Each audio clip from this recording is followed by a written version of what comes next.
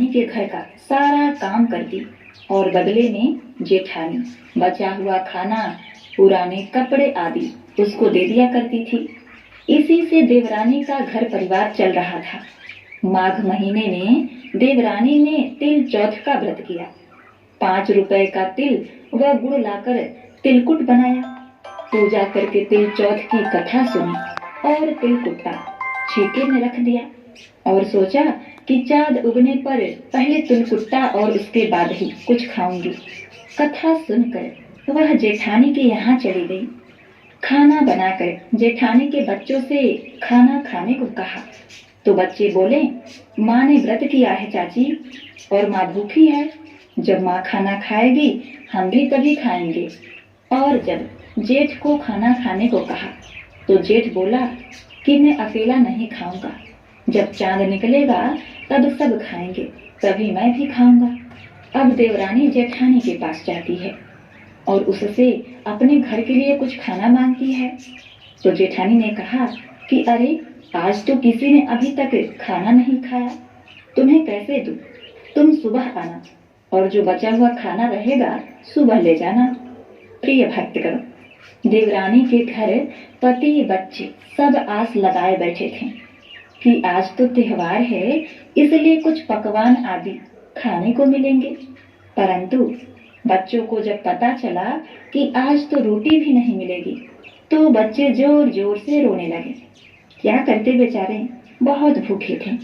उसके पति को भी बहुत गुस्सा आया।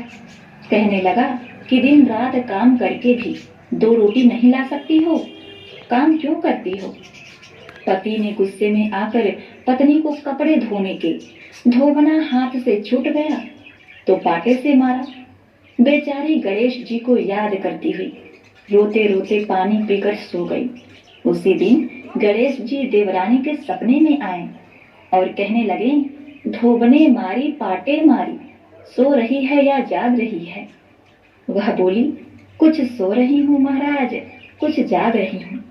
गणेश जी बोले, भूख लगी है, कुछ खाने को दे दो। देवरानी बोली, क्या दूं? मेरे घर में तो अन्न का एक दाना भी नहीं है। जेठानी बचा खुचा खाना देती थी, आज वो भी नहीं मिला। पूजा का बचा हुआ तिलकुट्टा छीके में पड़ा है, वही खा लो। तिलकुट्टा खाने के बाद गणेश जी बोले, धोबने मारी पाटे मारी, निपटाई लगी है, कहाँ निपटूं? वो बोली, इतना सारा जगह पड़ा है, यही निपट लो, जहाँ इच्छा हो वहाँ निपट लो। फिर गणेश जी बोले, अब कहाँ पूछूं? अब देवरानी को बहुत गुस्सा आया कि कब के तंग करे जा रहे हैं और वो बोली, मेरे सर पर पोछो और कहाँ पोछोगे? सुबह जब देवरानी उठी तो यह देखकर हैरान रह गई कि पूरा घर हीरे मोती से जगमगा रहा है। सिर पर जहाँ विनायक जी पोछनी कर गए थे वहाँ हीरे के टीके व बिंदी जगमगा रहे थे। उस दिन देवरानी जेठानी के घर काम करने नहीं गई। बड़ी देर तक राह देखने के बाद जेठानी ने अपने बच्चों को देवरानी को बुलाने को भेजा। जेठानी ने सोचा कल खाना नहीं दिया, इसीलिए शायद देवरानी बुरा मान गई है। अब देखिए, बच्चे बुलाने गए और बोले, चाची चाची चलो, माँ ने बुलाया है, सारा काम पड़ा है। देवरानी ने कहा, बेटा बहुत दिन तेरी माँ के यहाँ मैंने काम किया है, अब तुम अपनी माँ को ही मेरे यहाँ काम करने भेज दो।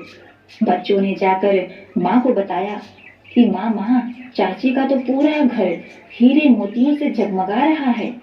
चाची ने सुंदर सुंदर गहने पहने हुए हैं। जेठानी दौड़ी दौड़ी देवरानी के पास आई और पूछा कि ये सब कैसे हुआ। देवरानी उसके साथ जो कुछ भी हुआ था सब कह डाली। ये सब सुनकर जेठानी के मन में लालच आ गया। घर लौटकर जेठानी अपने पति से कहती है कि सुनो जी, आप भी मुझे धोबने और पाटे से मारो। उसका पति बोला कि तू बावली है क्या? अरे भली मानस, मैंने कभी तुम पर हाथ नहीं उठाया, मैं तुम्हें धोबने और पाटे से कैसे मार सकता हूँ? प्रिय भक्तगण, इस पर भी वह नहीं मानी और जिद करने लगी। मजबूरन पति को उसे मारना पड़ा। अब क्या था, मार खाने के बाद उसने ढेर सारा घी डालकर चूरमा बनाया छीके में रखकर सो गई। रात को चौथ विनायक जी सपने में आए।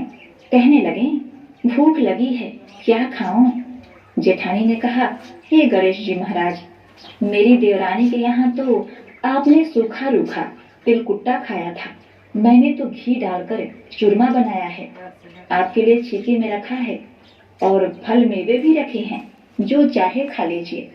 अब क्या था, गणेश जी पेट भरकर खा लेते हैं और उनका पेट खराब हो जाता है।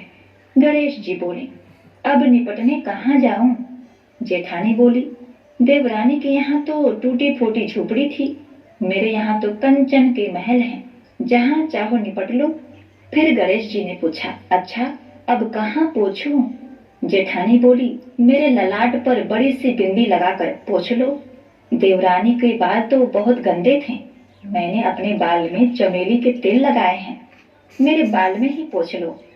धन की भूखी जेठानी सुबह बहुत जल्दी उठ गई। सोचा कि घर हीरे जवाहरात से भर चुका होगा, पर देखा तो पूरे घर में गंदगी फैली हुई थी, तेज बदबू आ रही थी। उसके सर पर भी बहुत सी गंदगी लगी हुई थी। उसने कहा, हे गणेश जी महाराज, ये आपने क्या किया? मुझसे रूठे और देवरानी पर टूटे। जेठानी ने घर की सफाई करने की बहुत कोशिश करी, परंतु गंदगी और ज्यादा फैल गई। जेठानी के पति को मालूम चला तो वह बहुत ही गुस्सा हुआ।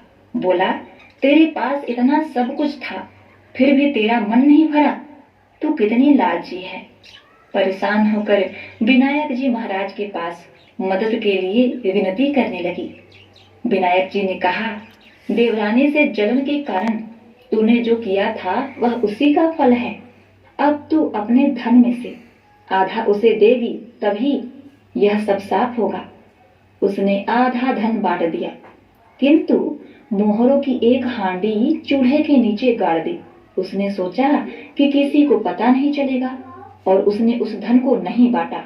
उसने कहा, हे विनायक जी महाराज, अब तो अपना यह सब बिखराव समेटो।